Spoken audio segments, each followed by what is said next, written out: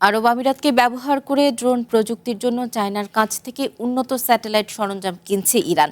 Financial টাইমসের এক অনুসন্ধানে উন্মোচিত হয়েছে রেভলিউশনারি গার্ডসের এই গোপন নেটওয়ার্ক। গত বছরের শেষ দিকে কেনাকাটার পুরো বিষয়টি সম্পন্ন হয় বলে দাবি ব্রিটিশ সংবাদপত্রটির।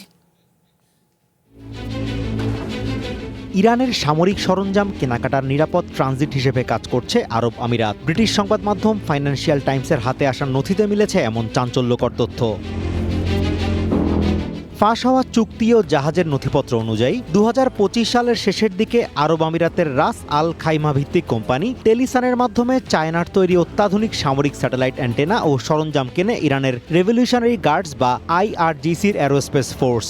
1.8 টন ওজনের এই চালানটি সাংহাই থেকে দুবাইয়ের জেবেল আলী বন্দর হয়ে পৌঁছায় ইরানের বন্দর আব্বাসে।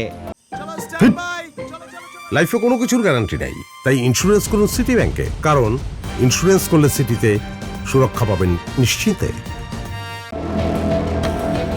গোয়েন্দা নজরদারি এড়াতে ব্যবহার করা হয় ভুয়া জিপিএস সিগন্যাল। গত নভেম্বরের শেষ দিকে চালানটি নিয়ে রামা 3 নামের একটি ইরানি জাহাজ যখন রওনা দেয়, তখন সমুদ্রের জিপিএস ট্র্যাকিং সিস্টেমে সেটি ওমান উপকূলে থাকার ভুয়া অবস্থান বা স্পুফিং সিগন্যাল পাঠাতে থাকে। তবে স্যাটেলাইট চিত্রে দেখা যায় জাহাজটি আসলে তখন অবস্থান করছিল ইরানের শহীদ রাজাই বন্দরে। অনুসন্ধানে জানা যায় চায়নার প্রতিষ্ঠান স্টারউইনের তৈরি এই 4.5 মিটারের মোটরাইজড অ্যান্টেনাটি মূলত কেনা হয়েছিল ইরানি প্রতিষ্ঠান সামান ইন্ডাস্ট্রিয়াল গ্রুপের জন্য। আমেরিকার নিষেধাজ্ঞায় থাকা এই গ্রুপটি মূলত IRGCর ড্রোন এবং ব্যালিস্টিক মিসাইল কর্মসূচির একটি বাণিজ্যিক ফ্রন্ট হিসেবে কাজ করে। বিশেষজ্ঞরা বলছেন, মধ্যপ্রাচ্যের প্রধান বাণিজ্য কেন্দ্র হওয়ায় আরব আমিরাতের ফ্রি জোনগুলোতে কড়া নজরদারির অভাব রয়েছে।